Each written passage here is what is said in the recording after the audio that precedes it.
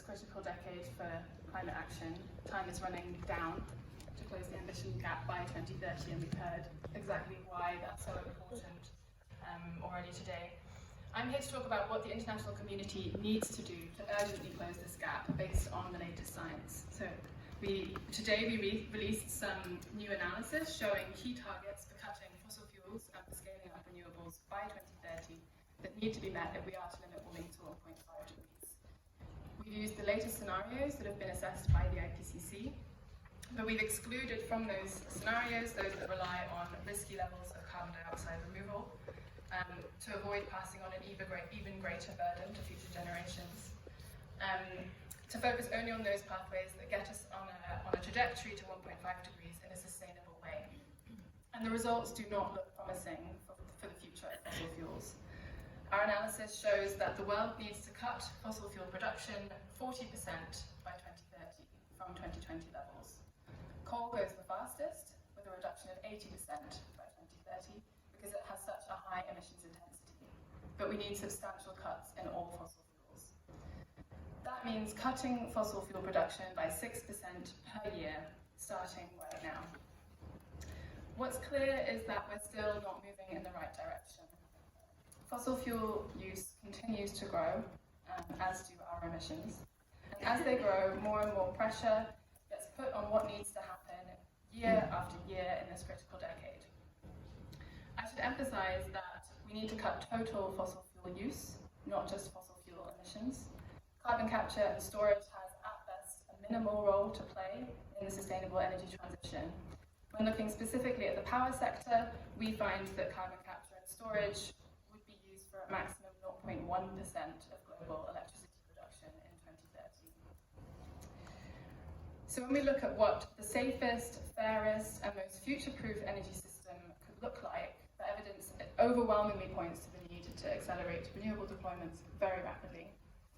Wind and solar capacity needs to be 5 times greater in 2030.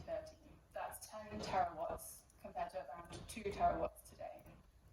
Renewables altogether need to make up at least 70% of electricity generation by 2030. That's more than doubling today's level of 30%. To get there by 2030, installations need to accelerate. We need to be adding at least 1.5 terawatts of additional wind and solar capacity every year. That's 5 times more than we added last year. The good news is that solar and wind are already exploding. The IEA's projections suggest that we could see a record increase in wind and solar capacity of over 0.4 terawatts this year, and that acceleration would need to be more or less sustained to get to the 1.5 terawatts per year by 2030. But it's worth noting that the progress that we're seeing globally isn't happening everywhere. The greatest installations are taking place in Asia, the US, and Europe, while Africa in particular is missing out. In 2021, Africa received only 0.6% of global investment in renewable energy.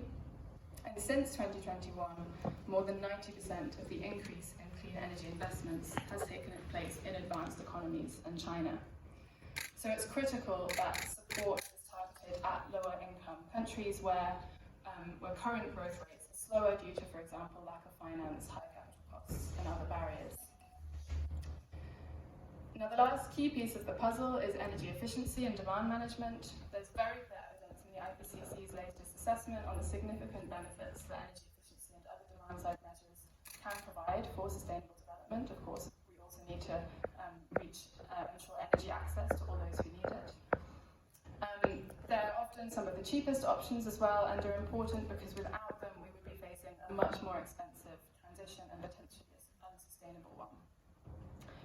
So to wrap up, it's really promising to see the momentum building around a target for renewables, but we mustn't forget the fossil fuel elephant in the negotiation room. The science shows very clearly that the age of fossil fuels is over. After decades of research, fossil fuels with carbon capture technologies have shown themselves to not be the solution to urgent decarbonisation, but solar and wind are. And of course, they bring many benefits for sustainable development along the way.